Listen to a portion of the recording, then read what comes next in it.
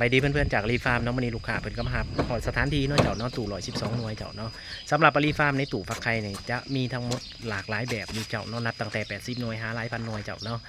ระบบออโต้มัดเครื่องเลยเจ้าเด้อตู่ฟักไข่เวลาเขาสื่อเบิ่งน้ำตืมเนี่ยเจ้าเนาะบางเทื่อน่ะเห็นว่าพริกไข่ก็เป็นออโต้บ่แม่นเลยเจ้าเด้อในตู่ฟักไข่มี4อย่างเด้อย้ำแล้วย้ำอีกเนาะเจ้าเนาะ1พริกไข่ออโต้ตัดอุณหภูมิออโต้ดูดอากาศส่วนเกินออโต้เนาะแล้วก็สั่งความสูงอัตโนมัติเนาะมีทั้งหมดอยู่4อย่างด้วยกันเบิ่งรีวิวตืมในโพสต์เนาะป้าไปอยู่เจ้าท่านใดอยากได้ก็ติดต่อมาหาได้เจ้าเด้อสำหรับรีฟาร์มกับประสบการณ์ในการเลี้ยงเป็ดเลี้ยงไก่เฮ็ดตู่ฟักไข่ในเกือบ10 ปีแล้วเจ้าเนาะคุกคีในวงการตัวนี้